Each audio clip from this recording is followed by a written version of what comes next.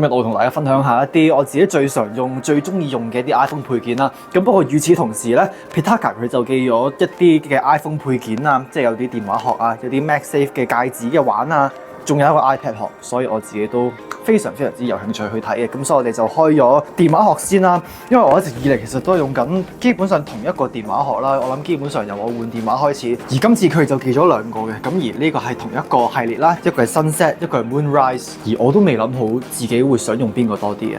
哦，呢個就係個電話殼啦。呢個好薄咯，同埋好輕咯，真係。同埋你會見到中間係有一個 MagSafe 嘅磁圈啦，即係基本上佢係完全支援 MagSafe 嘅。而呢個對我嚟講真係好消息。呢個就基本上兩種唔同嘅風格咯。OK。同埋我中意電話殼佢個相機位置係微微咁樣升起咯，咁就變相假設你部電話真係一個唔該跌落地下嘅話，個鏡頭都起碼保護到少少先咯。我都已經有一段時間冇用過第三方配件，第三方即係 iPhone 殼嘅配件啦，係唔錯嘅。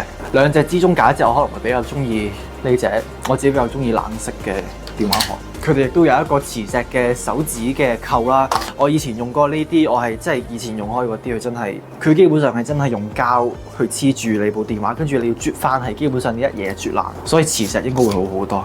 同埋佢係雙層㗎，即係佢係會見到有兩個環咯。同埋磁石嘅好處就係你可以咁樣轉啦，我遲啲可以咁樣影相。而假設我唔想用嘅話咧，咁樣就掹開到咯。佢哋都寄咗個 iPad 嘅殼啦，呢個係基本上佢冇 keyboard 嘅，咁不過佢係一個純粹嘅保護套。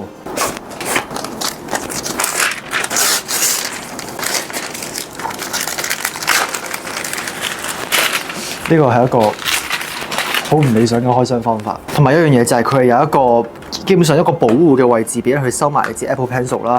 因為我以前用開嗰啲基本上佢係唔會有嘢收埋咯，所以好容易整唔見啊。而假設你要載起佢落嚟睇嘢嘅話，基本上咁樣咯。咁就係咁啦，呢啲就係 Pitaka 佢哋寄咗過嚟嘅一啲配件啦。呢條片唔係 sponsor，咁不過佢的確就問我要唔要啦，咁我就都幾期待嘅。而呢個係真係發自內心咁講咯，即係啦。咁呢條片之後嘅時間，我會講關於一啲我自己比較中意用嘅 iPhone 配件啦。過去呢段時間，咁假設你真係又係啦，你 expect 一啲好即係一啲大家完全未見過嘅配件，大家覺得我用緊一啲好嶄新嘅科技，咁你就真係諗多咗啦。因為呢啲全部基本上大家就算未用過，點都聽過㗎啦。首先咧就係當然我提過好多次就 Apple Watch 啦，最主要就係監測我健康啦，同埋有咩事嘅話，我可以響我部電話啦，同我嘅 Apple Watch， 仲有對耳機啦，呢個 AirPods Pro 2，佢呢排都推出咗更加多嘅 update 啦，即係譬如呢個嘅助聽器模式啊，我嚟去真係做聽力測試。而我覺得呢啲 update 其實都真係令到我嘅即係可能大家就算唔係我使用體驗或者真係對呢方面有需求嘅人都真係好有用咯。即係假設我想而家去直接做個聽力測試嘅話，我都可以直接去做。大家想睇翻嗰條片，我拍咗條 shorts 啦，就係去做聽力測試啦。AirPods 上面，我未試過將佢 detect 到嘅嘢同真係一個真正嘅聽力測試去做直接比較。咁不過我覺得點都有參考價值嘅，我覺得。而最重要就係假設有咩事，即係佢顯示你有啲咩唔妥，你都可以即刻都盡快去求醫咁樣咯。之後就係一啲叉電器啦，呢個係 MagSafe Duo 同埋呢個嘅 MagSafe 嘅電池包啦。基本上我出親街或者我去第二度過夜，我點都會帶呢個㗎啦，因為呢個實在太方便啦，同埋接得埋。唯獨嘅就係 Apple Watch， 佢呢個 Apple Watch 嘅叉電器佢唔支援快叉啦，咁所以假設我要拎呢個出街嘅話，叉電點都會有啲慢嘅。咁呢個係我諗唯一嘅不足之處啦。我都仲等緊一個 update 嘅版本，即係譬如一個 USB Type C 嘅版本。都仲未有，我都記得 Pitaka 佢都有一隻係佢哋呢排出緊一隻係類似呢個嘅版本啦，同樣有係將插電器攝喺你部電話後面就可以自己插電㗎啦。而我諗嗰個應該插電速度應該係會快過呢個嘅，因為呢個我唔可以話佢插得好快，我會話佢做到嘅嘢就係確保部電話唔會冇電咯。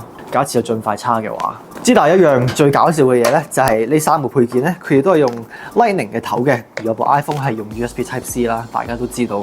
所以不過其實都唔係好關事，因為我基本上我部電話我都唔記得對上次自己用條線去叉我部電話係幾時啦。我自己有陣時都會用開一啲腳架啦，大家睇得耐呢個 channel 嘅話，應該點都聽過㗎啦。咁就係基本上呢兩個啦。首先呢個咧就係一個好普通嘅一個腳架嚟嘅，我都用咗佢都大話都我諗都5年啦，其實實就係咁嘅啫，其實就冇特別多花巧嘅嘢啦。唯一花巧嘅嘢就係佢呢度本身 suppose 咧係有一個無線嘅 remote 俾你去影相錄片咁樣。咁不過大家都估到發生咩事啦，冇錯啦，就整唔見咗。同埋就係呢個嘅 DJI Osmo Mobile 啦，呢個係第4代，佢哋而家出到第6代㗎啦。咁不過呢隻版本，我覺得佢喺穩定我啲片嘅方面都做得幾好嘅，同埋入邊都有好多嘅 software 唔同嘅功能啦，即係譬如一啲可能全景圖嘅功能，仲有啲整片嘅功能。我會話其實我呢排都用少咗真係電話腳架啦，因為大部分時間我都係有咩即興就即刻咁樣去拍片嘅啫。佢個電話左向磁石連接㗎啦，基本上一樣嘢就係基本上用得耐嘅話，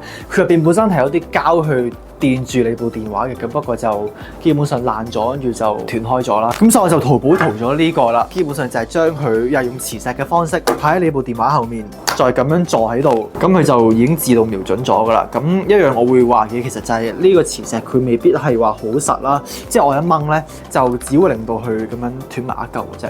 而講起腳架，其實我自己都會有少少想買一個真係 MagSafe 嘅腳架啦。我自己都可能有少少興趣啦。假設第時有機會買嘅話，而我自己作為一個好中意去拍片啊、影相嘅人咧，我自己都會隨時都預備一個咪啦。呢個係一個普通嘅無線咪嚟嘅啫，即係基本上就係一個傳輸器、2個接收器咁樣啦。我自己其實係有2個呢啲嘅，佢價錢都相對比較平啦。